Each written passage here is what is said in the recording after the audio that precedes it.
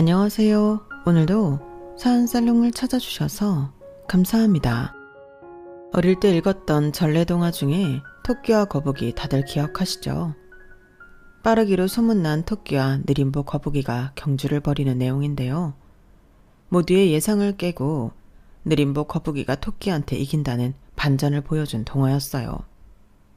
거북이가 경주에서 이길 수 있었던 건 토끼가 자만심에 빠져서 중간에 낮잠을 잤기 때문이지만 그건 못지않게 중요한 게 또 하나 있었어요. 바로 거북이의 끈질긴 노력이었죠. 누가 봐도 상대가 안 되는 대결이었지만 거북이는 끝까지 자신을 믿고 앞을 향해 달려갔으니까요. 저는 살면서 고비를 만나 주저앉고 싶어질 때면 어릴 적 읽었던 이 동화를 떠올려요.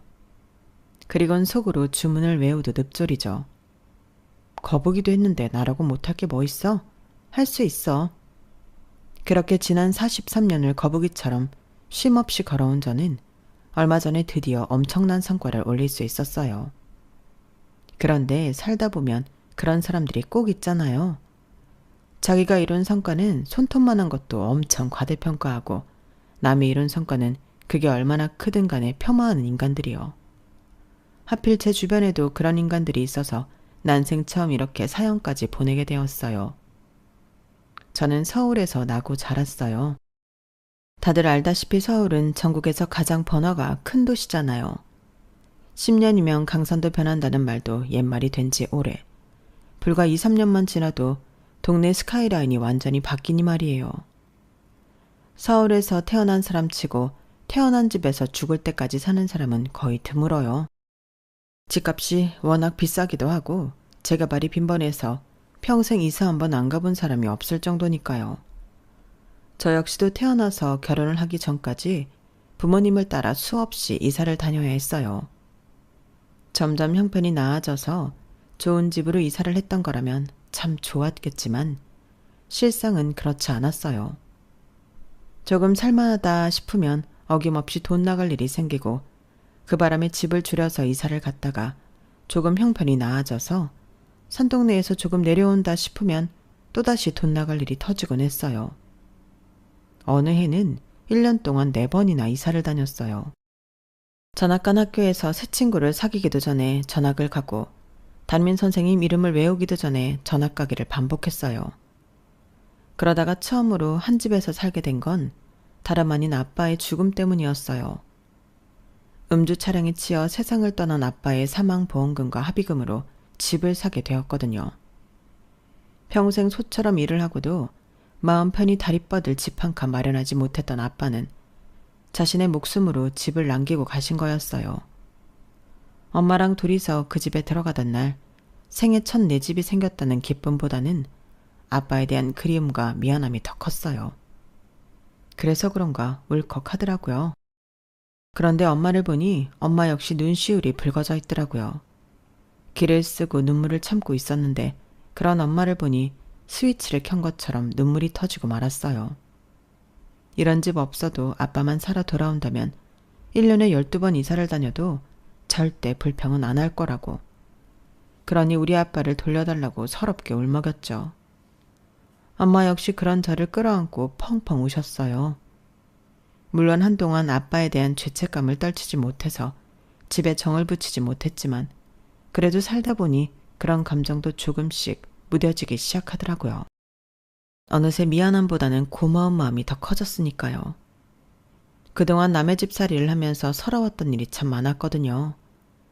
벽에 못을 박으려고 망치질만 해도 득달같이 달려와 현관문을 두드리고 생선 좀 구워 먹을라 치면 냄새난다고 뭐라 하고 자기들은 평생 골목 청소 한 번 안 하면서 세입자한테는 집 앞 골목에 쌓인 눈 좀 쓰려고 강요하지를 않나.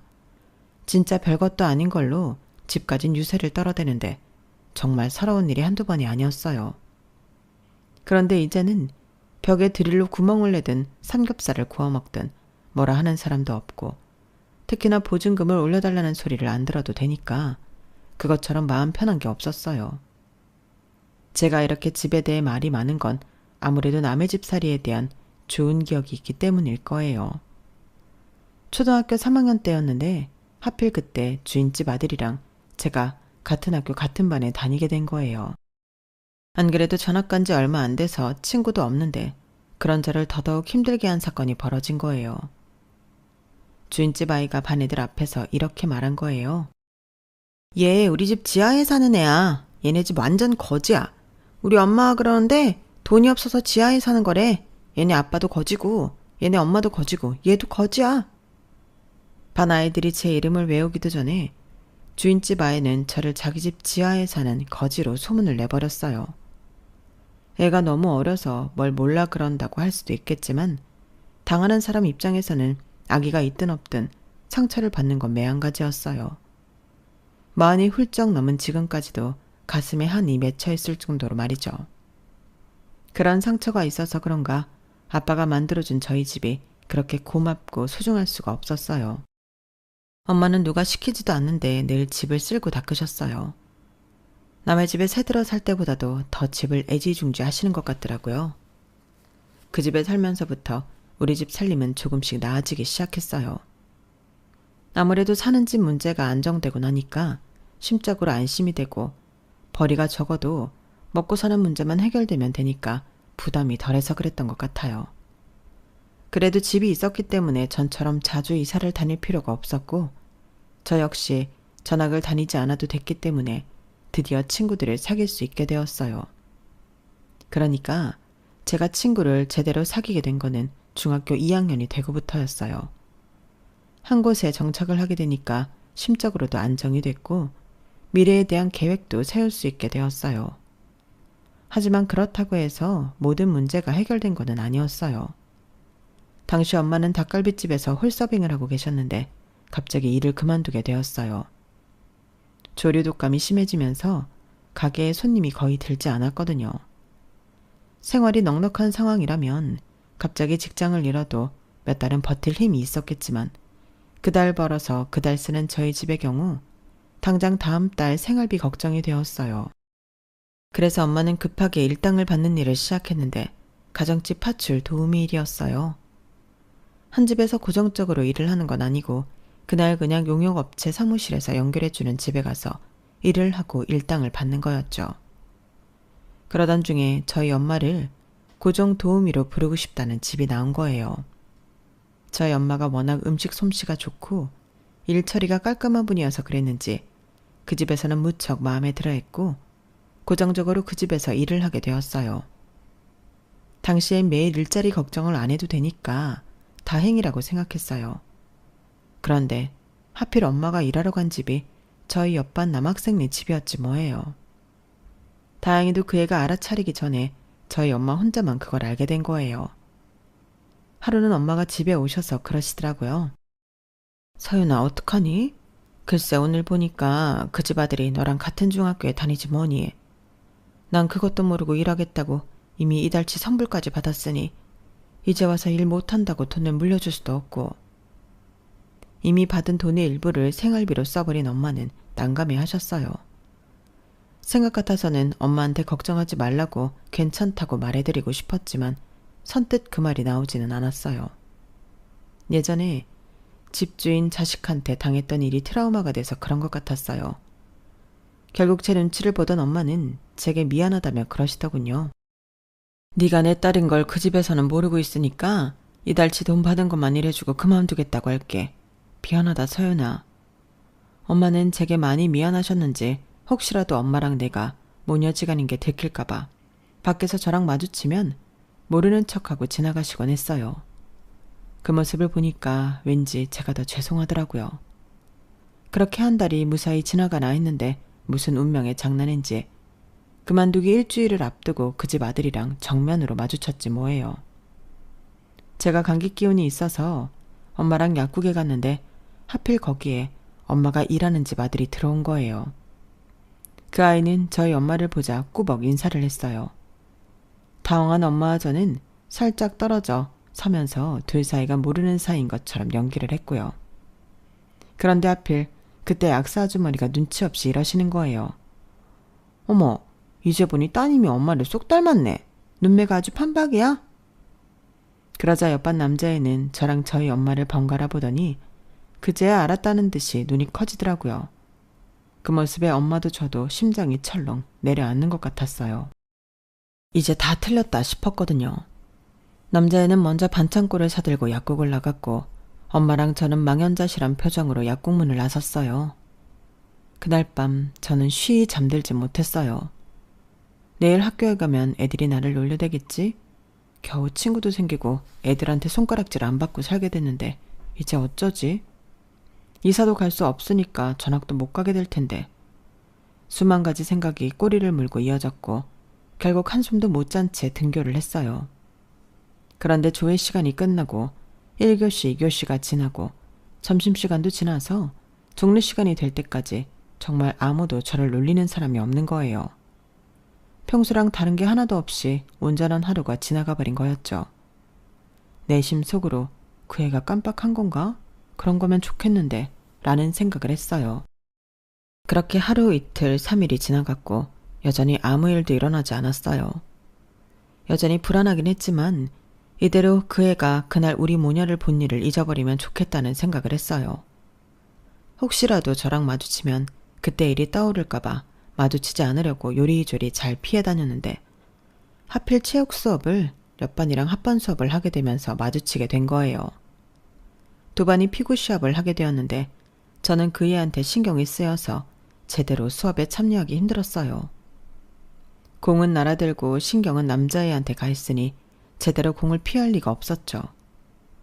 결국 저는 날아오는 공에 얼굴을 정면으로 맞았고 그대로 코피를 쏟고 말았어요. 그러고 나니 속에서 뭔가 울컥하더라고요. 왜 내가 이 녀석한테 휘둘려서 이렇게 마음을 졸여야 하나 하는 생각에 서러워서 눈물까지 터져 나왔어요. 그러자 체육 선생님을 비롯해 아이들은 제가 아파서 우는 줄 알고 다가와서 다들 한마디씩 위로를 하지 않겠어요?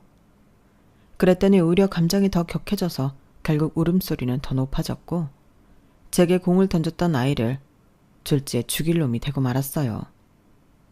그렇게 엉망진창이 돼버린 체육 수업이 끝나고 저는 옆반으로 찾아갔어요. 이렇게 마음 졸이고서는 도저히 못 살겠다 싶어서 그 애랑 단판을 지어볼 생각이었어요. 싹싹 빌든 살살 달래든 해볼 수 있는 데까지 다 해보자 싶었죠. 그런데 난 소문낼 생각 없는데 왜 내가 소문낼 거라고 생각했어? 그야 다들 그러니까 애들 앞에서 놀릴 수도 있고. 그게 왜 소문을 낼 일인지 솔직히 나는 잘 모르겠어. 너희 어머니는 그냥 일을 하신 거잖아. 사람마다 각자의 직업이 있는 거고 그걸 놀림감으로 삼는다는 것 자체가 잘못된 거 아니야? 아무튼 나는 그런 소문 낼 생각 없으니까 걱정 안 해도 돼. 혹시 그걸 신경 쓰느라 체육 시간에 공 맞은 거야? 그런 거라면 내가 미안해. 어떻게든 나 때문에 그렇게 된 거니까. 오히려 제게 사과를 하는 남자애를 보니까 기분이 묘했어요. 내 앞에 있는 15살짜리 이 남자애가 왠지 성숙한 어른 같다는 생각이 들었거든요. 그동안 혹시나 엄마 직업이 들키지 않을까 전전긍긍했던 제 자신이 한심하게 느껴질 정도였어요. 그래서일까요? 그날 이후 이상하게 이 남자애한테 신경이 쓰이더라고요. 소문을 낼까봐 그런 게 아니라 자꾸 시선이 닿고 복도에서 마주칠 때마다 심장이 콩닥콩닥 뛰곤 했어요. 내가 왜 이러나 생각했는데 아무래도 제가 얘를 좋아하게 된 것 같았어요. 그리고 다행인 건 그건 저만 그런 건 아니었다는 거예요. 어디선가 시선이 느껴져서 고개를 돌려보면 어김없이 그 애가 저를 바라보고 있었고 제가 곤란한 상황에 처했을 때면 어김없이 나타나서 무심한 척 도움을 주고 갔거든요. 그런 일이 반복되면서 마주치는 날이 늘어났고 그러다 보니 어느새 친해졌지 뭐예요. 한 동네 살고 있어서 아침에 학교도 같이 가고 교과서나 미술 준비물 같은 걸 깜빡했을 때는 서로 빌려주고 빌리기도 했어요. 아직 나이가 어리기도 하고 저희 때만 해도 중학생들이 이성을 사귀는 게 그리 흔한 일은 아니었기 때문에 좋아하는 마음만 담아둘 뿐 친구처럼 지냈어요.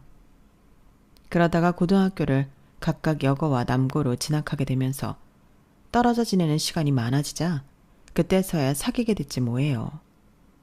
눈에서 멀어지면 마음에서도 멀어진다고 하지만 오히려 그리운 마음이 강해져서 그랬던 것 같아요. 평일엔 삐삐로 음성을 남기거나 호출을 하는 걸로 보고 싶은 마음을 달래고 주말이 되어서야 같이 도서관도 가고 극장에 영화도 보러 가고 근처 대학가에 놀러 나가기도 했어요. 그때까지만 해도 훗날 우리가 결혼을 하게 되리라는 건 까맣게 모른 채 그저 그 순간을 함께 보내는 게 그렇게 좋을 수가 없더라고요. 비록 학교는 달라졌지만 운이 좋으면 동네에서 마주치기도 했는데 그럴 때면 복권에 당첨된 기분이었어요. 거기다 시험철에는 함께 동네에 있는 독서실에 가서 공부도 했어요. 남학생과 여학생이 각각 다른 방에서 공부를 하는 거였지만 그래도 중간중간에 시간 맞춰 음료수를 뽑아 먹으러 나오기도 하고 같이 근처 편의점에서 라면도 먹으면서 틈새 시간에 데이트를 하기도 했어요. 사실 저는 어릴 때부터 전학이 잦았던 탓에 공부에 신경을 쓰기 힘들었던 데다 딱히 공부에 소질도 없어서 독서실에 다닌 것도 공부가 목적은 아니었어요. 그저 남자친구랑 같이 한 공간에서 시간을 보낸다는 것 자체에 의의를 두고 있었죠. 하지만 상준이는 달랐어요. 중학교 때도 반에서 3등 안에 들 정도로 공부를 잘했고 고등학교에 와서도 반에서 5등 밖으로 나가는 일은 없었으니까요. 그런데 어느 순간부터 그런 점 때문에 고민이 되더라고요. 이대로라면 상준이는 대학에 진학을 하게 될 텐데 내 성적으로는 대학은 문턱에도 못 가볼 게 뻔했으니까요. 그래서 1학년 말부터는 공부에 욕심을 내기 시작했어요. 같은 대학교는 못 들어가도 같은 대학생은 되고 싶었거든요. 안 하던 공부를 하려니까 어디서부터 시작을 해야 할지 감이 안 잡히더라고요. 처음엔 괜히 자존심이 상할 것 같아서 상준이한테 말은 공부에 대한 건 묻지 않으려고 했는데 공부 때문에 곤란해하는 나를 본 상준이가 먼저 나서서 도움을 주었지 뭐예요. 형편없는 내 실력을 알고도 제게 실망하거나 놀리기는커녕 진지한 모습으로 하나하나 친절하게 알려주었어요. 그런 상준이 덕분에 저는 조금씩 공부하는 방법을 익혀나가게 되었고요. 그런데 언제부턴가 상준이가 조금씩 이상해지는 게 보이더라고요. 글쎄 한 번은 학원까지 땡땡이 치고 저희 집 앞까지 왔지 뭐예요. 야, 너 요즘 왜 그래? 무슨 일 있는 거야? 며칠 전에도 학원 빠지더니 오늘도 이러면 어떡해? 저는 그저 안 그러던 애가 갑자기 일탈을 삼으니까 걱정이 돼서 한 소리였는데 남편은 그 말에 삐친 것 같더라고요. 왜? 너도 내가 성적 떨어지면 상정도 안 할 거야? 너도 내가 공부를 잘해야만 인간 대접해줄 거냐고. 그날 상준이의 말과 행동은 분명히 평소와는 달랐어요. 화가 잔뜩 나 있었고 금방이라도 삐뚤어질 것처럼 위태로워 보였거든요. 그게 무슨 소리야. 너도 내 성적 알잖아. 내 주제에 너 성적 좀 떨어진다고 그러겠냐? 상준아, 너 진짜 무슨 일 있는 거지? 나한테 말하기 싫어? 그러자 상준이는 한숨을 푹 쉬면서 그러더군요. 나 이번에 5등 밖으로 밀려났어. 엄마는 내가 실수한 줄 아시는데 사실은 그게 아니야. 나 정말 열심히 준비했거든. 자꾸 이런 식으로 성적이 떨어지면 부모님도 더는 나한테 관심을 갖지 않으실 거야. 나는 우리 집안의 유일한 오점이 될 테니까. 야, 그런 말이 어딨냐? 성적 좀 떨어졌다고 부모님이 자식한테 관심을 안 주다니. 그러자 상준이는 마치 미래를 다 알고 있는 듯한 표정으로 한숨을 쉬었어요. 그리고는 우리 집은 그래. 우리 부모님을 비롯해서 큰형, 작은형, 심지어 사촌 형들까지 서울대, 연고대 이하로는 없어. 중고등학교 때 전교 3등 밖으로 떨어진 적도 없는 사람들이야. 지금 내 성적이 놀림감이 될 정도라고. 강서윤, 나 솔직히 자신이 없어. 난 아빠처럼 서울대 갈 자신도 없고 더군다나 의사가 될 자신은 더더욱 없어. 그런데 그렇게 하지 않으면 안 되니까. 지금까지 저는 상준이를 세상 고민 하나 없는 아이인 줄 알았어요. 집도 잘 살고 공부도 잘하고 교우 관계까지 좋으니 문제가 될 게 없다고 생각했거든요. 하지만 그날 상준이가 안고 있는 고민을 들은 뒤로는 상준이가 가엾게 보이기 시작했어요. 그래서 나라도 상준이가 공부하는데 방해가 안 되려고 엄청 신경을 썼는데 상준이 어머님이 보시기에는 그렇지 않았나 봐요. 하루는 수업 중에 담임선생님 호출을 받고 교무실로 가게 됐어요. 담임 앞에는 엄청 부티가 나는 아주머니 한 분이 계시더라고요. 상준이 어머니셨어요. 상준이 어머니는 담임선생님도 함께 있는 그 자리에서 제게 대놓고 그러셨어요. 예, 넌 얼굴은 멀쩡한 애가 어쩜 그렇게 공부를 못하니? 얼굴값도 못하게. 그 성적으로 사는 거 창피하지도 않아? 하긴 그걸 알면 그 점수 받고도 좋다고 우리 아들까지 꿰내서 놀러 다니지는 않았을 테지. 근데 얘, 넌 원래 그런 애니까 살던 대로 살아도 되지만 우리 상준이는 아니야. 지 아빠 병원 물려받아야 할 중차대한 책무가 있는 아이거든. 그러니까 앞으로는 네 혼자 놀란 얘기야. 앞날이 창창한 우리 아들한테 피해주지 말고. 아줌마가 오늘 한 말 가슴에 새겨둬. 알겠니? 무례한 말을 서슴지 않고 제 면전에 대고 하시는데도 담임은 먼 산 바라보듯 가만히 있었어요. 자기 반 학생이 다른 반 학생 엄마한테 이런 수모를 당하는데도 말이죠. 애초에 수업을 받고 있는 학생을 멋대로 불러내 이런 자리에 앉히는 것 자체가 선생으로서 자격이 없는 짓이었어요. 그날 그런 수모를 당하면서 제가 한 가지 확신했던 게 있었어요. 어른이라고 해서 다 어른은 아니구나 하는 거였죠. 결국 상준이는 부모님 성에 못 이겨 강남에 있는 학원에 다니게 되었고 졸업하는 날까지 얼굴 한번 볼 수 없었어요. 상준이는 평일 외에도 주말에는 학원 수업과 과외를 해야 했거든요. 가끔씩 제가 삐삐에 남긴 음성을 듣고는 뒤늦은 음성을 보내긴 했지만 그마저도 단답 정도에 불과했어요. 그리고 드디어 수능시험이 다가왔고 우리는 얼굴 볼 시간도 없이 서로 잘 봐서 대학생이 되자는 응원 문자를 주고받고는 시험장으로 향했어요. 저는 평소 모의고사 성적보다 40점가량이 올랐고 상준이는 마지막 모의고사보다 12점이 더 오른 성적을 받게 되었어요. 그 덕분에 저도 상준이도 자신들이 원하는 대학에 합격할 수 있었죠. 우리가 다시 얼굴을 보게 된 건 상준이가 응시한 대학의 논술 시험이 끝난 날이었어요. 이제는 모든 시험이 다 끝났기 때문에 상준이 부모님도 더는 우리 사이를 막아야 할 이유가 없게 됐으니까요. 못 본 사이 상준이는 살이 많이 빠져 있더라고요. 얼마나 혹독하게 공부를 했는지 기운이 하나도 없어 보였어요. 그래도 오랜만에 만나서 좋았는지 연신 웃고 떠드느라 잔뜩 신이 났더라고요. 그리고 몇 달 뒤 드디어 합격자 발표가 났어요. 저는 제가 서원했던 모 여자 전문대 유아교육학과에 합격을 했고 상준이는 의대에 합격을 했어요. 상준이 부모님이 나온 대학은 아니었지만 그래도 우리나라에서 세 손가락 안에 드는 대학 의대라서 상준이네 부모님도 많이 기뻐하셨다더군요. 모처럼 다시 일주일 내내 붙어 다니게 된 우리는 대학에 들어가면 방학 때 같이 배낭여행도 가자고 약속을 했어요. 하지만 막상 대학에 들어가 보니 그런 약속은 애당초 실현 불가능한 거였더라고요. 저는 의대생들이 그렇게 공부를 많이 하는 줄 그때 처음 알았거든요. 상준이 말로는 고3 수험생 때보다도 더 공부를 많이 하는 것 같다고 했어요. 그런데 진짜 문제는 그게 아니었어요. 본과 수업 중 하나인 시신해부 수업을 받은 뒤부터 상준이가 이상해졌거든요. 좋아하던 순대나 곱창을 입에도 못 대게 된 거예요. 뿐만 아니라 조리를 안 한 육류를 보면 바로 구토를 시작했어요. 실습실에서 보았던 해부용 시신이 떠오른 탓이었죠. 앞으로 정식 의사가 되기 위해선 당연히 감당해야 하는 거였지만 상준이는 그걸 감당하지 못했어요. 결국 그날 이후 상준이는 수업도 들어가지 않고 방황을 시작했고 그 사실을 아는 사람은 오직 저뿐이었어요. 아무리 어르고 달래도 좀처럼 용기를 못 내더라고요. 그러다 결국 상준이는 학교에 자퇴서를 내고 말았어요. 자퇴서를 내지 않으면 자기 부모님이 어떻게 해서든 자신을 학교로 도로 돌려보낼 거라는 두려움 때문에 서두른 거였죠. 그리고 그 사실은 얼마 뒤 상준이 부모님 귀에 들어가게 되었고 한바탕 난리가 났어요.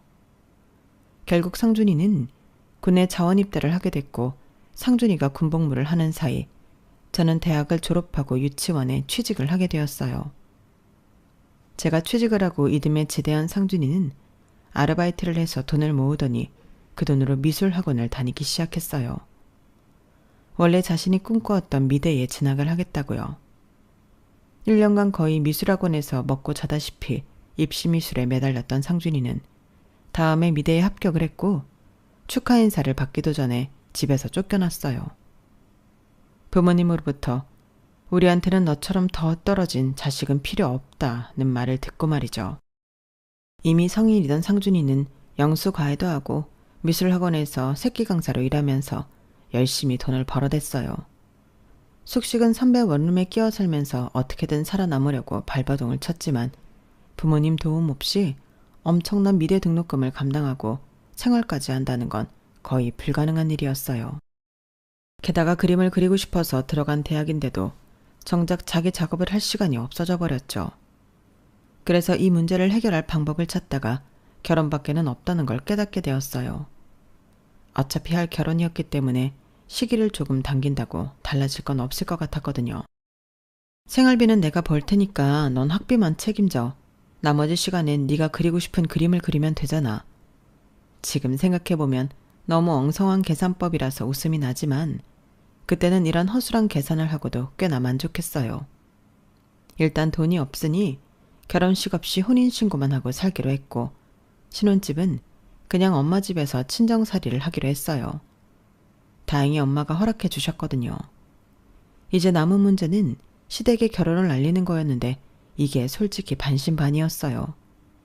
이미 내쫓은 아들이지만 그래도 당신들 아들인데 좋든 싫든 신경은 쓰시겠지 라는 생각과 괘씸한 마음에 대꾸도 안 해주실지도 모른다는 생각이었죠. 그리고 결과는 후자였어요. 결혼을 하든 말든 네 마음대로 하라는 아버님 말씀을 듣게 됐거든요. 비록 시댁의 축복을 받을 수 없는 조촐한 결혼이었지만 저희 두 사람은 하루하루가 행복 그 자체였어요. 중학생 때 만나 성인이 되어 결혼을 하기까지 그 긴 시간이 바로 오늘을 위해 있었던 거라는 생각이 들 정도로 좋았거든요. 엄마 역시 오랜만에 집안에 남자 신발과 옷가지가 보이니까 그렇게 안심이 될 수 없다시며 무척 좋아하시더라고요. 엄마랑 같이 살았기 때문에 반찬값이며 생활비가 훨씬 적게 들었고 그렇게 남긴 돈은 남편 화고나 등록금을 낼 때 보탤 수 있었어요. 그렇게 엄마 집에서 10년 가까이 사는 동안 아이도 출산했고 남편도 대학을 졸업해 취직을 했어요. 그런데 이직한 회사가 하필 수원에 있어서 드디어 엄마 집을 떠나게 되었어요.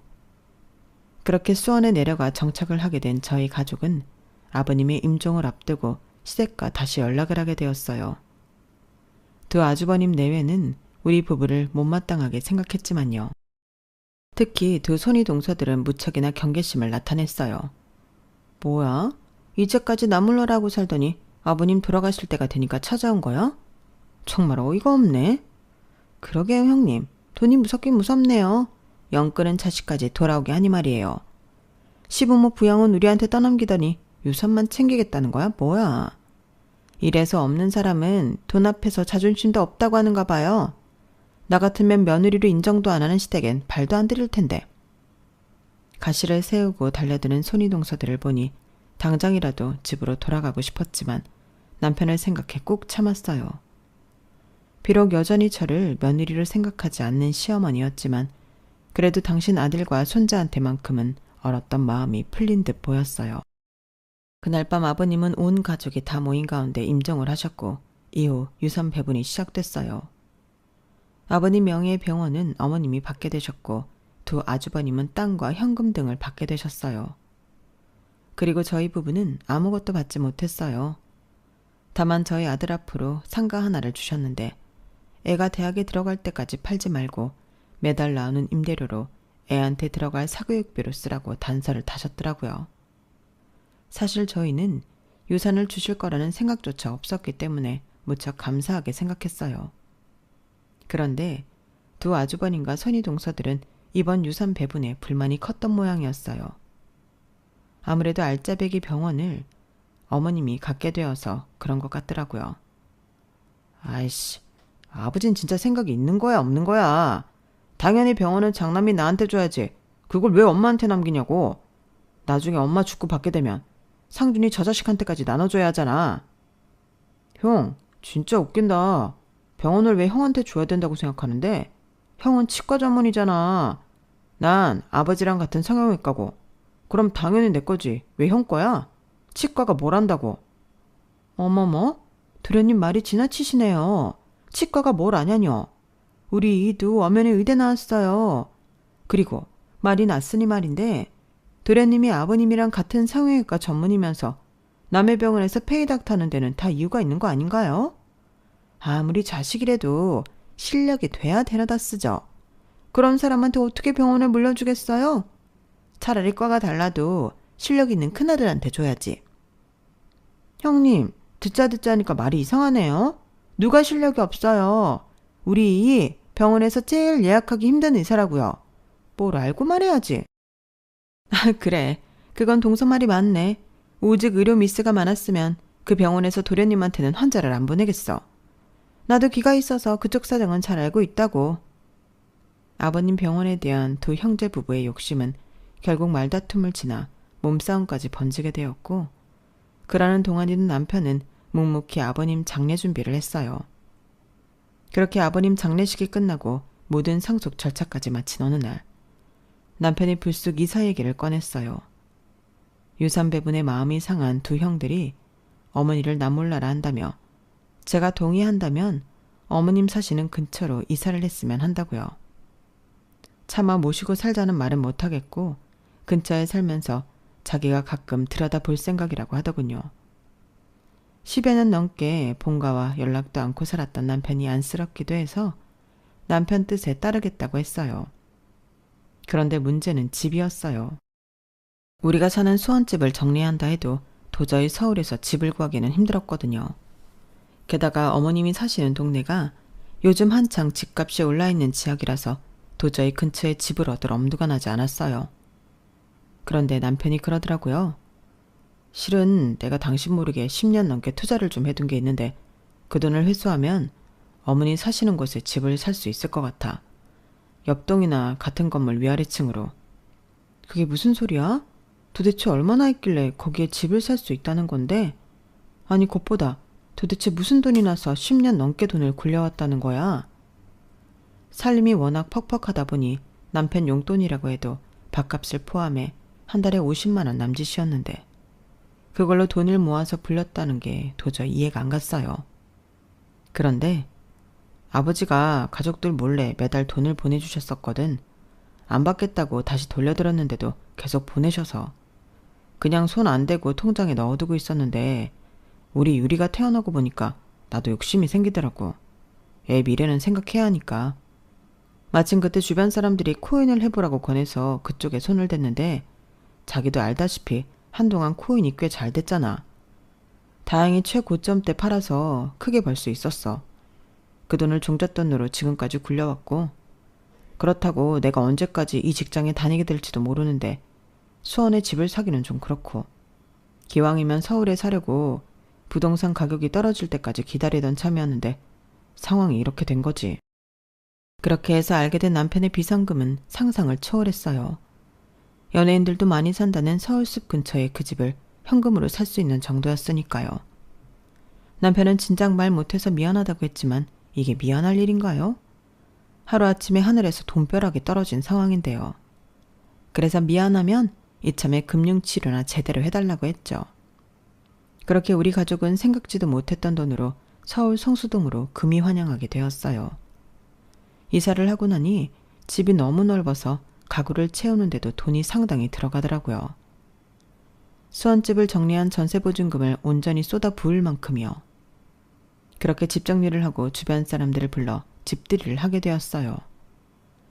아버님 장례식 때 본 이후로 전화 연락조차 없었던 두 손윗 동서한테도 연락을 했는데 서울로 이사를 했다는 말에 둘이 짝이라도 한 것처럼 이러지 뭐예요. 먼저 큰 동서는 이런 반응이었어요. 서울? 동서네 형편들은 서울에서 전셋집도 못 구할 텐데 설마 월세는 아니지? 암튼 생각해보고 가든 말든 할 테니까 문자로 주소나 보내봐. 그리고 둘째 동서는 이러더라고요. 그냥 살던 데서 살지 뭐하러 서울로 와? 여기 집값이 얼만데. 하긴 동서네는 집값 걱정은 없겠다. 어차피 집사령판은 아니니까. 허름한 빌라에 자가도 아니고 전세살이 할 수준이잖아. 안 그래? 그래서 어느 동네인데? 제가 문자로 주소 보내드릴게요. 한 목소리로 저희 집을 무시하는 두 동서한테 저는 저희 집 주소를 찍어서 보내줬어요. 그랬더니 당장 전화가 왔더라고요.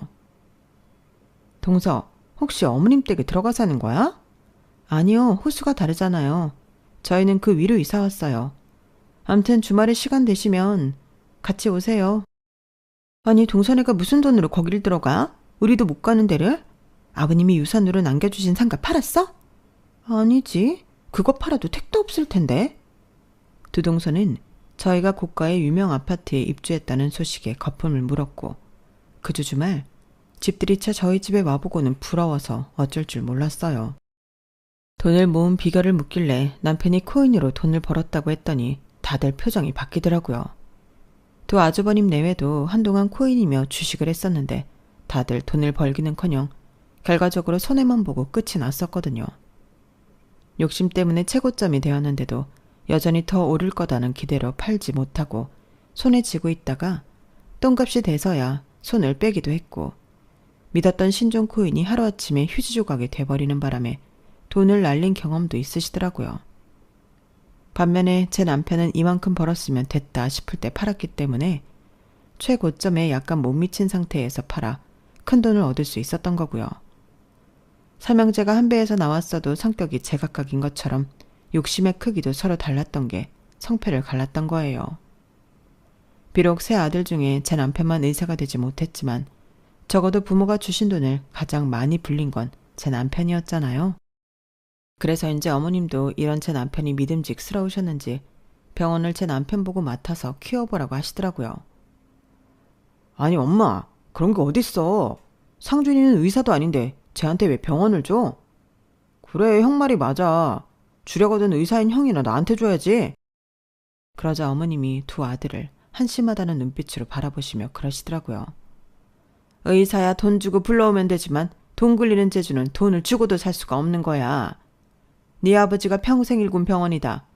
그렇게 귀한 걸 매달 적자나 내는 큰 놈이나 툭하면 의료사고 내서 합의금 빌려달라고 찾아오는 둘째놈한테 어떻게 믿고 맡기겠어. 그러니 니들은 네 아빠 병원에 신경 끄고 니들 힘으로 살 생각들을 해. 막내는 결혼할 때도 10원 한 장 안 줬지만 이렇게 성공해서 돌아왔잖니. 형이 됐으면 창피한 줄이나 알라고. 그 말에 화가 난 아주버님들 내외는 자리를 박차고 나가버렸어요. 그리고 제 남편은 현재 어머님을 도와 병원 운영을 하고 있어요. 사람 인생 어떻게 될지 모른다고 집에서 버려졌던 제 남편이 아버님 병원을 잇게 될 줄 누가 알았겠어요. 그래서 인생은 살아볼만 하다고 하는가 봅니다. 제 사연은 여기까지예요. 지금까지 제 사연을 들어주셔서 감사드리고요. 여러분의 가정에도 행운이 함께 하시길 바랍니다. 여러분, 사연 댓글에 응원과 현명한 조언 부탁드려요. 좋아요와 구독은 저에게 큰 힘이 됩니다. 오늘도 좋은 일 가득하세요.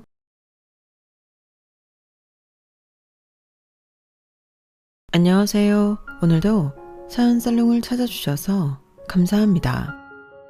요즘 이것저것 생각이 많은 30대 후반의 평범한 워킹맘이에요. 제가 생각이 많은 이유는 저를 둘러싸고 하도 속 시끄러운 일들이 많았어서 답답한 마음에 이렇게 사연을 남겨보려고 해요. 어렵게 쓰는 사연이니 잘 들어주세요. 저는 지금 아이 아빠와 만나기 전 아주 오래 만난 남자친구가 있었어요.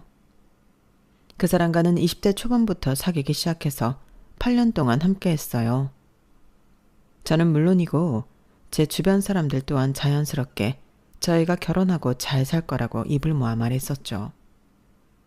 저는 그와 빨리 가정을 꾸리고 살고 싶었는데 그 사람은 아니었던 것 같아요. 본인의 일, 미래, 커리어가 더 중요했고 8년이라는 긴 연애 시간 동안 제게 결혼이라는 확답을 준 적이 없었어요. 저 혼자만 결혼에 매달리고 있는 현실이 비참했어요. 결국 너무너무 어려운 일이었지만 8년 동안 만난 그와 저는 이별할 수밖에 없었어요.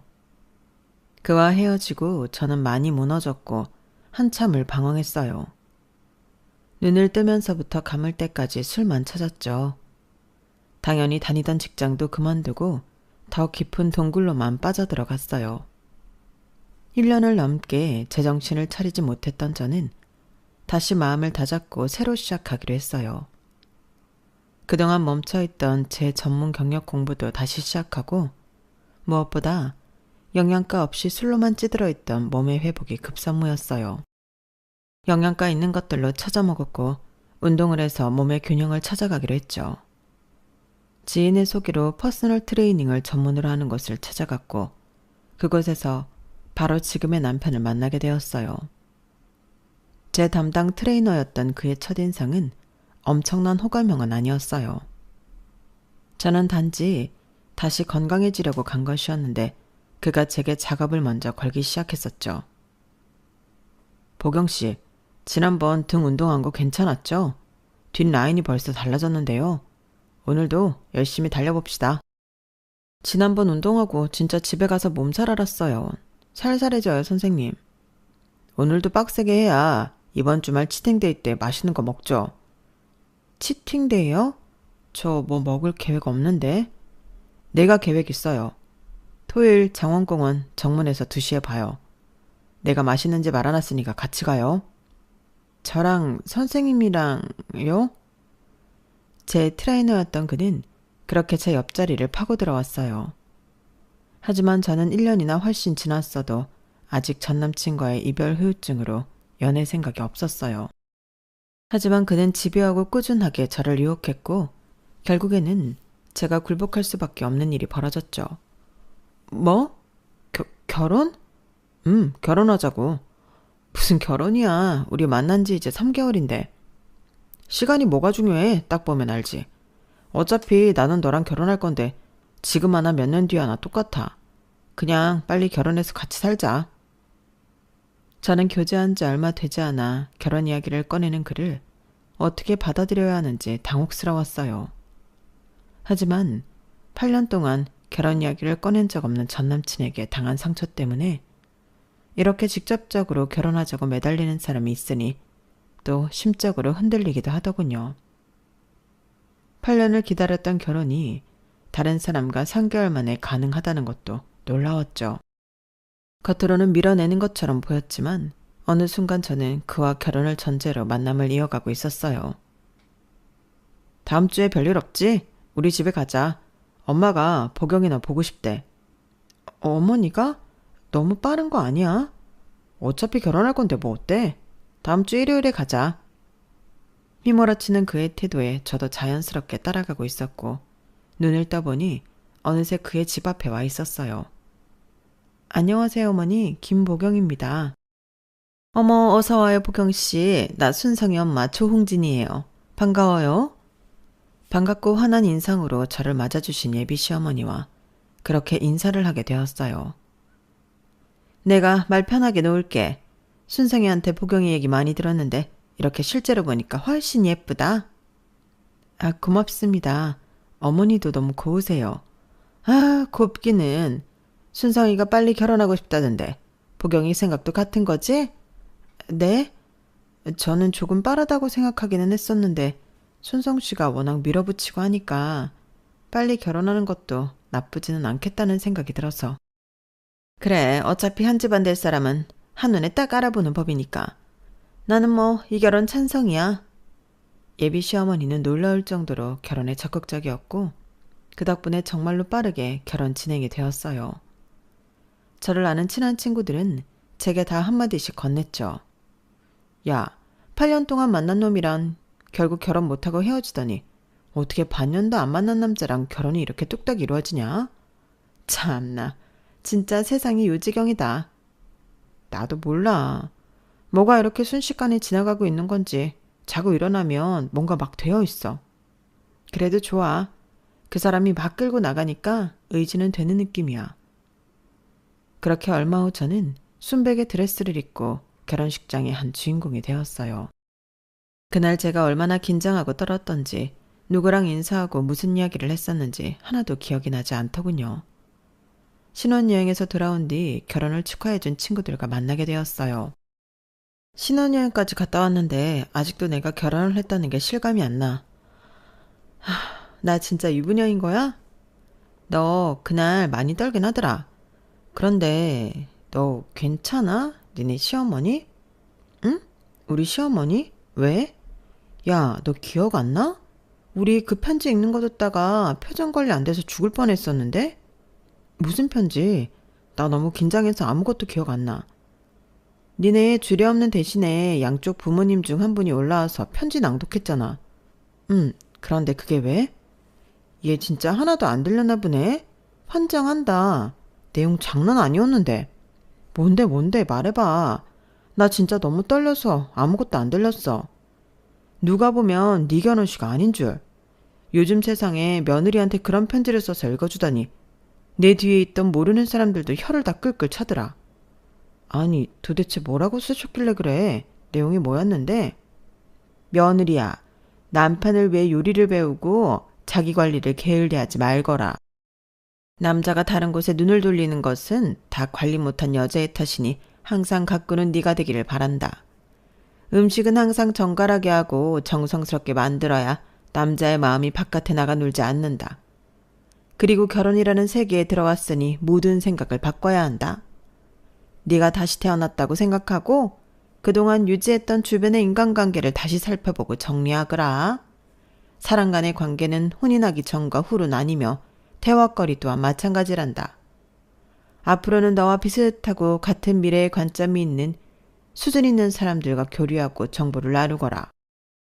야, 그것도 있었잖아. 무슨 부모님께는 깍듯이 효도하고 남편을 잘 공경하고 똑똑한 자식으로 기를 수 있는 현명한 엄마가 된다면 네 삶은 충분히 성공한 것이란다. 와, 나 편지 듣는데 무슨 조선시대 와 있는 줄 알았잖아. 맞다. 그것도 참 있었지. 우리 다 진짜 표정 썩어서 저게 무슨 개똥 같은 소리야 이러고 있었는데 너 진짜 하나도 기억 안 나? 우리 아빠가 편지 읽을 때도 뭐라 했는지 내용이 하나도 안 들어왔어. 결혼이 뭐라고 그렇게까지 긴장을 해. 아무튼 니네 시어머니 편지 낭독 끝나고 좀 그랬어. 너 저 집 며느리 되는 거 괜찮겠나 싶었어. 야야, 니네가 좀 오버하는 거겠지. 우리 어머니 그렇게 유교걸 아니야. 무슨 그런 내용의 편지를 썼다고. 야, 진짜야. 내가 듣다가 너무 어이없어서 동영상도 찍었다니까. 이거 봐봐. 친구 한 명이 건넨 동영상 속에는 한복을 곱게 입은 시어머니가 방금 친구들이 말한 내용을 똑같이 말하고 있었어요. 이상하다. 결혼 전 평소에는 나한테 막 이런 얘기는 안 하셨는데? 저는 의아하기도 하면서 편지 내용이 충격적이어서 황당하기도 했었어요. 하지만 친구들 앞에서 티를 낼 수 없었죠. 그런 거 그냥 어린이니까 하는 말씀이지. 내가 보니까 어머님 약간 장난도 섞어 하셨네. 원래 장난치실 때 저런 표정 지으시거든. 너무 진지하게 받아들인 니네가 더 이상해. 저는 친구들 앞에서 애써 웃어 넘기며 무마하려 했지만 집에 오는 내내 그 동영상이 머릿속을 떠나지 않았어요. 나 결혼 잘못한 건가? 아닌데? 어머님 엄청 개방적이고 좋으신 분인데? 저런 고리타분한 이야기 하실 분이 아니야. 걱정과 달리 결혼 생활을 하면서 어머님과 크게 부딪히거나 마찰 없이 지냈어요. 오히려 제가 허니문 베이비를 갖는 바람에 어머님은 더 잘 챙겨주셨죠. 아이도 태어나고 복직도 하면서 정신없는 날들을 보냈어요. 자기야, 아가씨 남자친구 아직 만나고 있는 거야? 아마 그럴걸? 나도 잘 몰라. 그때 남자친구면 엄청 오래 만난 것 같은데 왜 결혼 이야기가 없지? 엄마가 별로 안 좋아할걸? 어머님이 아가씨 남자친구를? 그렇다고 들었어. 정확히는 몰라. 남편에게는 여동생이 한 명 있는데 제가 결혼하기 전부터 만나는 남자가 있었거든요. 신우의 나이도 30대 중반을 향해 가고 있으니 그 남자친구와 때가 되면 자연스럽게 결혼하겠구나 생각했었죠. 아가씨도 남자친구에 대해 제게 자세히 얘기해 준 적도 없고 저도 딱히 물어본 적이 없기는 했지만 말이에요. 그주 주말에 마침 아이를 데리고 시댁에 가기로 했어서 궁금한 것을 해결하자 싶었죠. 어머님 저 왔어요. 혼자 계세요? 아가씨는요? 몰라. 나간다는 건 못 나가게 했더니 지방에서 질질 짜길래 듣기 싫어서 그냥 나가라고 했다. 아가씨가 울었어요? 어머님은 왜 못 나가게 하셨는데요? 아이 몰라. 짜증나. 무슨 일이에요 어머님? 시모는 그동안 제가 몰랐던 놀라운 이야기들을 꺼내기 시작했어요. 그리고 제가 아는 시모의 완전 다른 면모를 발견하게 되었어요. 아가씨와 지금 남자친구는 10년이나 연애한 장수 커플이더군요. 네? 10년이요? 엄청 오래 만났네요. 그런데 왜 결혼을 안 하고 있어요? 야, 그런 소리 하지 말어. 난 우리 수지 그 남자랑 절대 결혼 안 시킬 거야. 10년이나 만났는데요. 10년이 됐으니 몇십 년 살부대 끼고 살던 부부도 헤어지는 세상에 난 걔 너무 마음에 안 들어. 아가씨 남자친구요? 어디가 그렇게 싫으신 거예요? 걔네 집 부모님이 무슨 구운구 파는 장사? 그런 거 한대. 그것도 아주 조그맣게. 그것 때문에 싫어하시는 거예요? 걔 직업도 무슨 카드 영업 같은 거라는데 그런 애한테 우리 수지를 어떻게 보내니?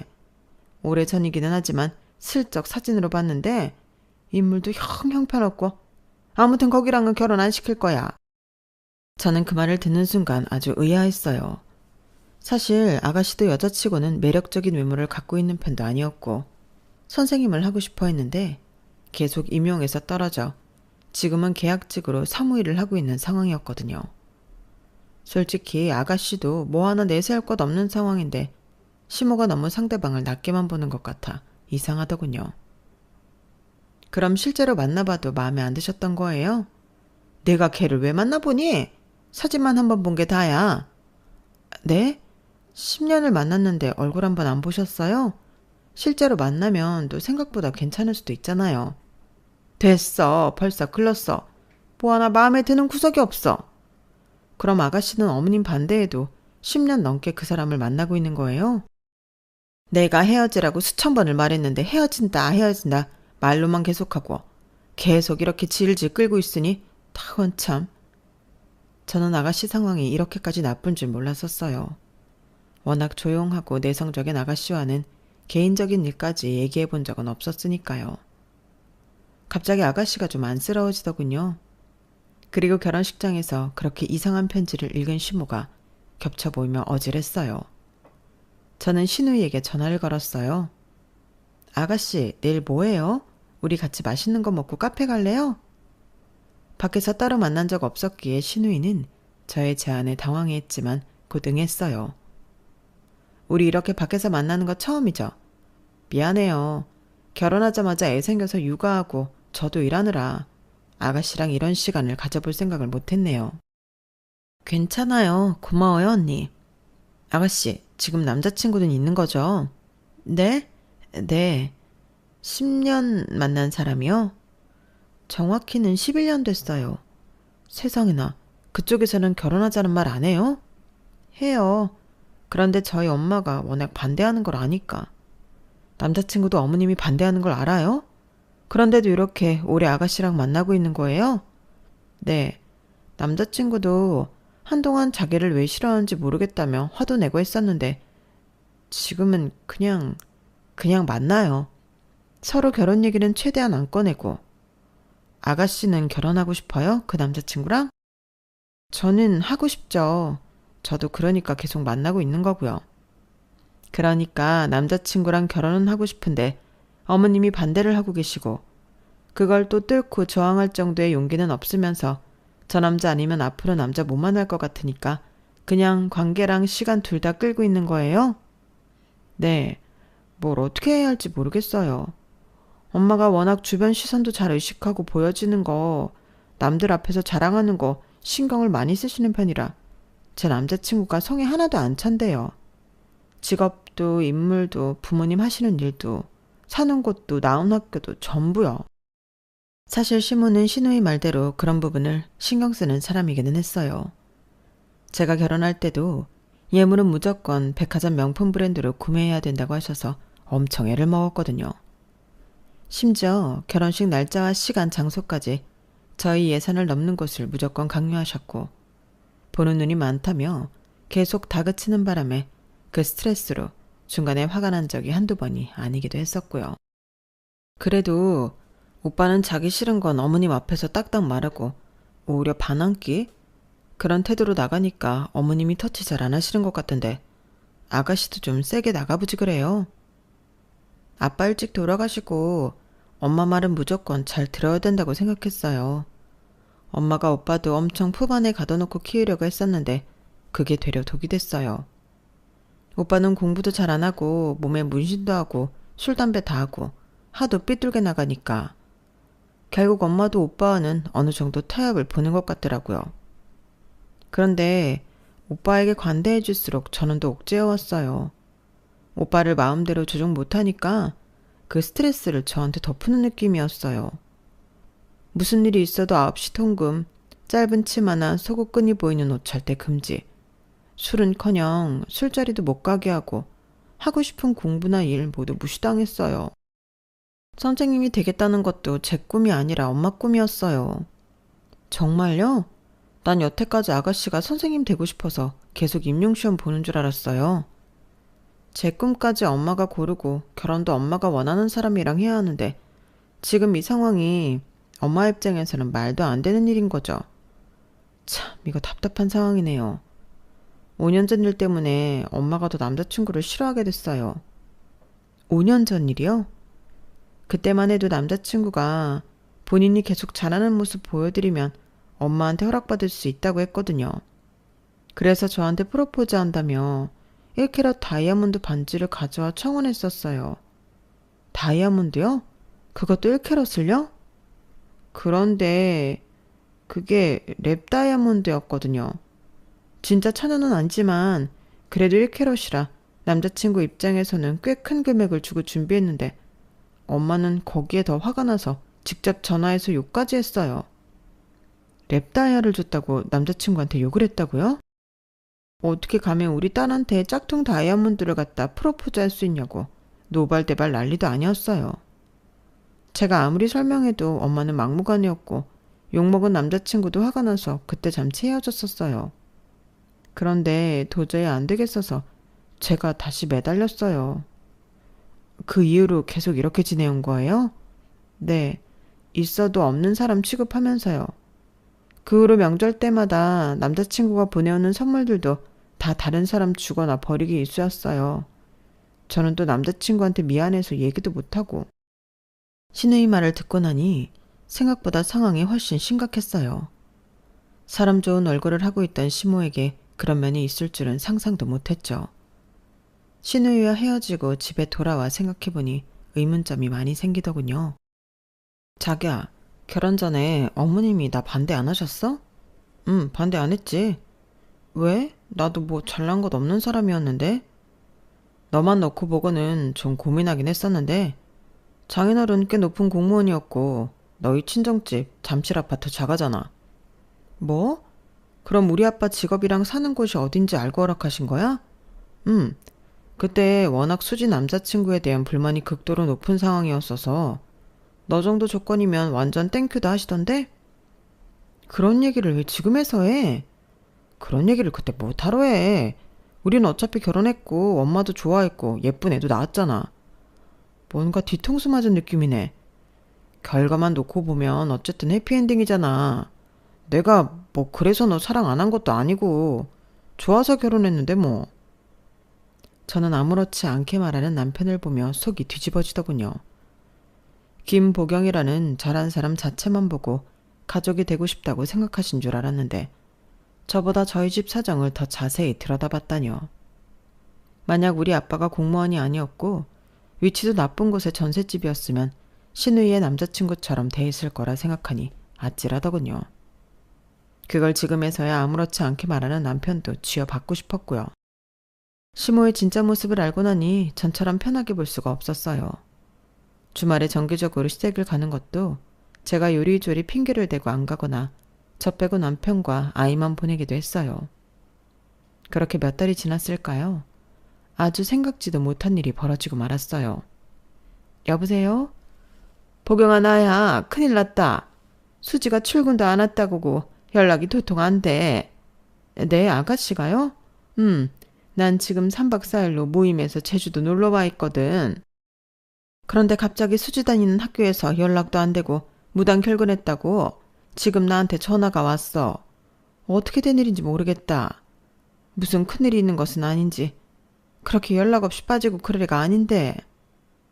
시모는 애절한 목소리로 제게 말했어요. 네, 제가 아가씨를 한번 찾아볼게요. 나 지금이라도 당장 서울에 올라가고 싶은데 하필 기상이 안 좋대서 뜨는 비행기가 지금까지 한 대도 없대. 우선 보경이 네가 수지 좀 찾아봐줘.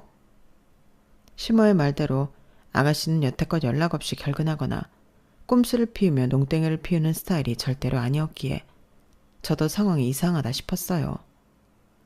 저는 당장 시모의 집으로 가보았고 집안에 시누이가 없다는 것을 확인했어요. 전화기는 계속 꺼져 있고 저도 애가 타기 시작했죠. 그때 시모에게 다시 전화가 걸려왔어요. 보경아, 아무래도 수지가 그놈이랑 같이 있는 것 같다. 그놈이랑 같이 있다고 생각하니까 더 불안하고 불길해. 어쩌면 좋니?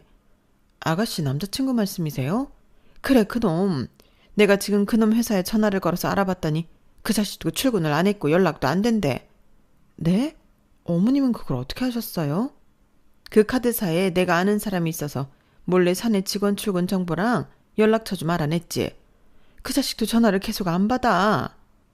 어머님, 그거 개인정보 유출이에요. 아무리 아는 사람이 있다고 해도 그렇게 하시면 처벌받아요. 지금 개인정보가 대순이에? 애가 연락이 안 되는데. 그 자식 집 주소 문자로 보낼 테니까 거기도 얼른 가봐. 저는 시모가 알려준 곳으로 가보았지만 그 집 역시 아무도 없었어요. 어디를 간 거지? 혹시 아가씨가 나쁜 생각하는 거 아니겠지? 나도 불안해 죽겠네. 꺼져 있는 아가씨의 전화기와 받지 않는 그 남자친구에게 의미 없이 계속 통화를 시도하며 초조해하고 있는 그때였어요. 아가씨다. 여보세요? 여보세요? 혹시 왕수지 씨 보호자 되시나요? 전 왕수지 씨 새언니 되는 사람이에요. 그런데 누구신데 아가씨 전화로 거신 거죠? 거기 어딘가요? 여기 L병원이에요. 왕수지 씨랑 이영민 씨가 저희 병원 응급실로 실려오셨어요. 일단 급한 조치는 취했고 지금 두 분 다 안정 취하는 중이에요. 네? 병원이요? 거기에 우리 아가씨가 왜? 길게 말씀드리긴 어렵고 가능하시다면 이쪽으로 빨리 와보시는 게 좋을 것 같아요. 무슨 일인지 경찰도 와 있던데. 저는 머릿속이 복잡했어요. 아가씨와 남자친구가 왜 다 병원에 실려갔는지, 경찰이 있다는 건 또 무슨 말인지. 저는 L병원으로 향하면서 시모에게 이 사실을 알렸어요. 병원? 우리 수지한테 도대체 무슨 일이 생긴 거야? 그놈의 자식이 우리 수지한테 나쁜 짓을 한 거 아니야? 아니에요. 둘 다 응급실에 실려왔다고 하니까 어머님이 생각하시는 그런 것은 아닌 것 같아요. 제가 지금 병원으로 가고 있어요. 경찰은 도대체 뭐 하는 거야? 신고한 지가 언젠데 아직도 깜깜무소식이야? 네? 어머님이 경찰에 신고하셨어요? 그래. 성인이 단수랑 가출한 것은 못 찾네 어쩌네 하길래 내가 아는 높은 사람 이름 다 대가면서 으름장 났더니 그제서야 찾아본다고 나서더라. 아무튼 우리 세금 갖고 사는 경찰이 감히 시민 말을 우습게 알고 참나. 시모는 제가 찾아보겠다고 했던 그 사이를 못 참고 경찰에 실종 신고까지 접수했더군요. 30살도 훌쩍 넘은 다 큰 성인의 경우 가출로 간주하고 바로 찾아 나서는 것은 어렵다고 들었는데 우리 대단한 시모가 그리 어려운 것을 해낸 것이었어요. 이걸 딸에 대한 간절한 모성애라고 해야 할지 경찰에게 민폐 시민이라고 해야 할지 모르겠더군요. 어쨌든 저는 병원에 도착했고 급하게 간호사를 찾았어요. 저기 왕수지 씨 어디 있나요? 저쪽으로 가보세요. 커튼을 쳐보니 얼굴에 뭔지 모를 오물을 덕지덕지 묻히고 꾀죄죄한 모습의 아가씨가 눈을 감고 누워있더군요. 아가씨 괜찮아요? 눈을 뜬 신우 있는 저를 보고 눈물부터 흘렸어요. 언니, 저 어떡해요? 저 이제 어떻게 살아요? 아가씨, 무슨 일이에요? 네. 꼴은 또 이게 뭐고 옷은 어디 있어요? 침대보 같은 천을 둘둘 말고 있는 아가씨는 계속 울어댔고 저는 아무것도 모르고 위로만 하고 있었어요. 그런데 신우이에게서 아주 고약한 냄새가 나서 참을 수가 없었어요. 저는 숨을 참고 말했어요. 아가씨, 남자친구는 어디 있어요? 모르겠어요. 저는 이형민이라는 이름의 환자를 찾아 나섰어요. 제가 이형민입니다. 처음 마주한 신우이의 남자친구 역시 꾀죄죄하고 뭔가 덕지덕지 묻은 더러운 얼굴을 하고는 창피한 듯이 말했어요. 네, 안녕하세요. 도대체 무슨 일인가요? 둘 다 왜 병원에 있는 거예요? 경찰도 왔다던데 어디 있어요? 우선 간단하게 진술하고 돌아갔어요. 저희 둘 다 꼬라지가 이래서 나중에 좀 정리하고 경찰서에 찾아가겠다고 했어요. 그렇군요. 왜 이런 일이 일어난 거예요? 남자는 한층 더 초라해진 얼굴로 실토하기 시작했어요. 시모가 제주도 여행으로 집을 배우자 신우이와 남자친구는 함께 밤을 보내기로 약속했다고 하더군요. 워낙 그런 시간이 적었기 때문에 즐거운 마음으로 숙박을 잡았고 음식과 술을 사서 방에서 시간을 보냈다고 해요. 아시다시피 수지도 원래 술을 잘 못하고 저도 그런 편이라 분위기 낼 겸 와인 딱 한 병만 사서 들어갔어요.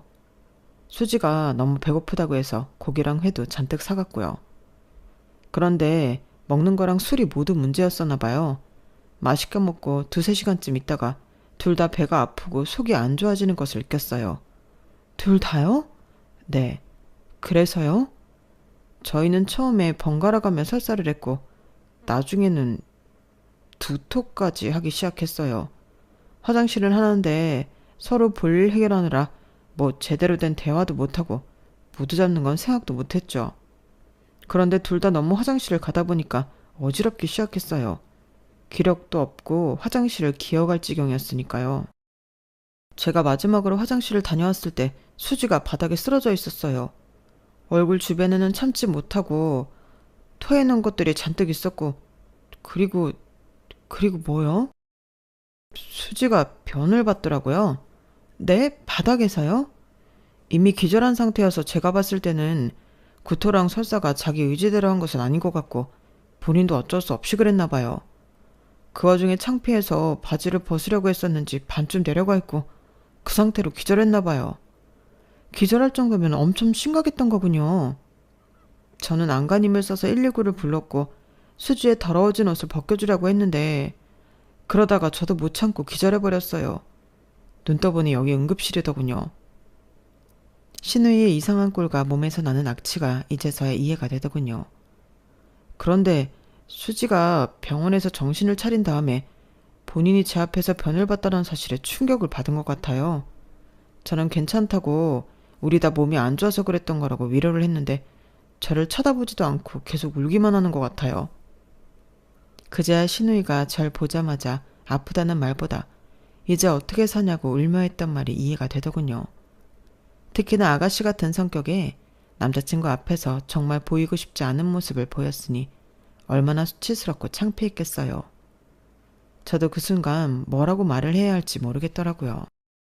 아무튼 죄송합니다. 걱정시켜드려서. 저야 뭐 그렇지만 어머님 걱정이 이만저만이 아니라 경찰 온 것도 보셨잖아요. 그러니까요. 점수를 더 따지는 못할 망정 완전히 깎여서 어떻게 해야 할지 모르겠네요.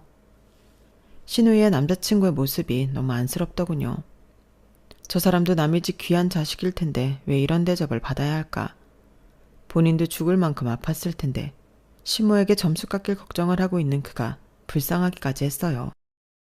병원에서 어느 정도 수습을 하고 신우이를 데리고 집에 돌아왔어요. 시모는 계속 부재중 전화가 왔지만 저 역시 어떻게 설명해야 될지 모르겠어서 감히 전화를 받기 어려웠어요. 저의 곤란함을 아는 듯 신우이는 더 고개를 떨구고 있었어요. 언니 미안해요. 나 때문에. 아니에요. 아가씨 불과 몇 시간 전까지 죽을 뻔했던 상황이 있었어요. 미안해하지 마요. 어머님도 이해하실 거예요. 신우이가 말을 안 해도 저는 그 복잡하고 창피한 마음을 알 것 같았어요. 아가씨를 방에 눕히고 저는 조용히 시모에게 전화를 걸었어요. 예, 너는 또 왜 이렇게 전화를 안 받니? 수지는, 어? 아가씨 지금 집에 데리고 왔어요. 아파서 응급실에 갔었대요. 응급실? 그 자식이랑 했었던 건 아니고? 그건 맞는데 나중에 오시면 자세히 말씀드릴게요. 지금 아가씨 몸이 많이 안 좋아서 누워있어요. 그렇잖아도 나 지금 공황이다. 날이 조금씩 개고 있어서 비행기도 뜰 것 같으니까 제일 먼저 출발하는 거 바로 타고 김포로 갈 거야. 가서 도대체 무슨 일인지 내가 다 들어야겠다. 결국 시모는 여행 스케줄을 중간에 취소하고 서울로 돌아왔어요.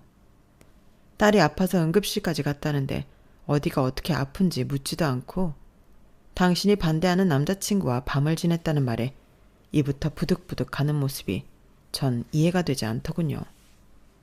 오늘 본 신우 남자친구의 초라한 모습과 씩씩대는 시모의 얼굴이 오버랩되면서 저까지 머리가 아프기 시작했어요. 얘 보경아, 수지 어디니? 어딨어? 문을 열자마자 가방을 내팽겨친 시모는 시뻘건 눈으로 신우이부터 찾기 시작했어요. 어머님, 제 얘기를 먼저 들어보세요. 아가씨 지금 좀 쉬어야 해요. 쉬어? 그 새끼랑 밤에 뭘 했길래 쉬어? 수지 당장 나오라 그래. 막무가내인 시모와 실랑이를 하고 있는 사이 핏기 없는 얼굴로 신우이가 방에서 나왔어요. 엄마. 그 순간 시모는 말릴 틈도 없이 신우이의 뺨을 세게 때렸어요. 저는 너무 놀라 얼어붙었고요. 엄마. 너 아주 막 나가자는 거야? 그놈이랑 뭘 했길래 전화도 안 받고 출근까지 안 해? 드디어 미친 거야? 그 자식이 뭐 같이 도망이라도 가재? 약이라도 먹고 같이 죽재? 어머니 제발. 시모는 여전히 신우이의 사정을 들을 생각을 하지 않더군요. 자신의 화를 주체하지 못하는 모습이었어요. 신우이는 맞은 그대로 고개를 떨구고 흐느껴 울기 시작했어요. 네가 뭘 잘했다고 울어? 내가 너 때문에 경찰에 신고까지 하고 공항에서 기다리다 뜨는 비행기 잡고 왔어. 내가 진작에 그 새끼랑 헤어지라고 했지?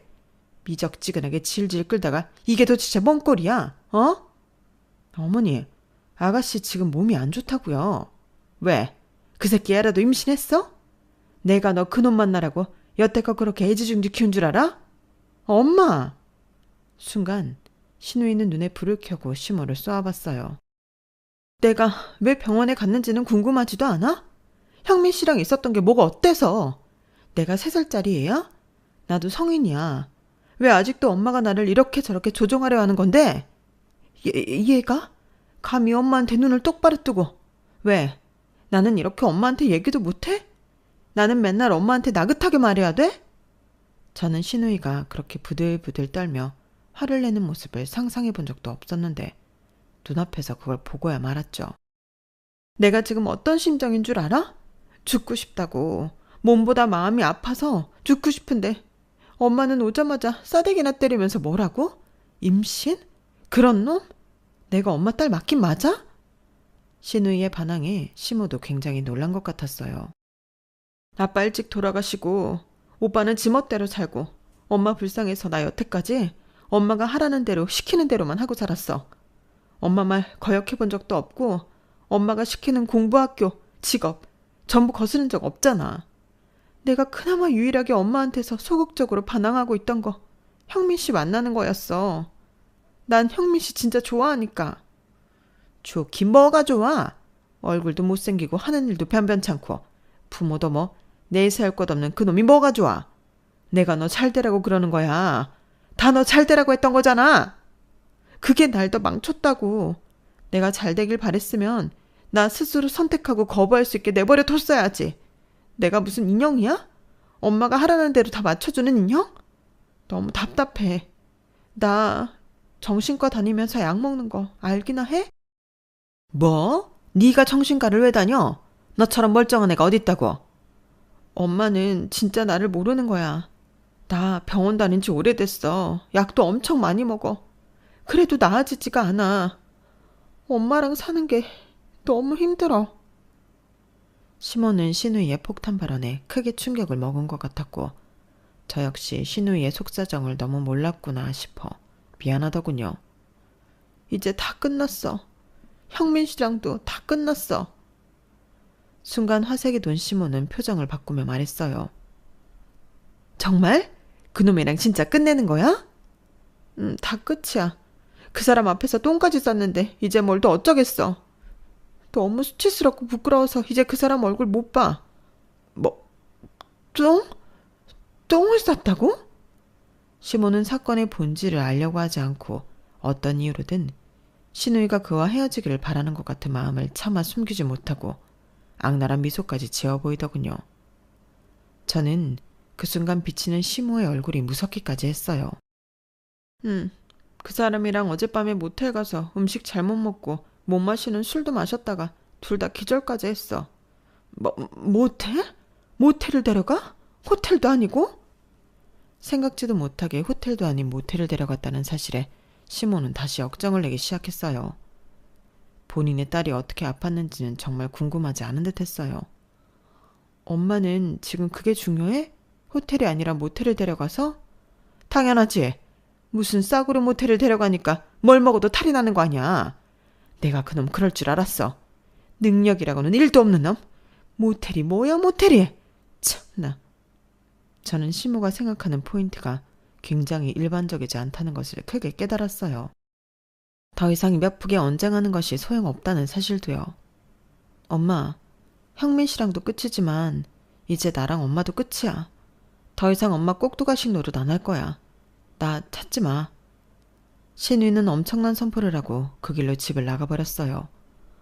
포경아, 제가 내 딸 맞니? 제가 우리 수지 맞아? 어머니가 너무하셨어요. 뭐?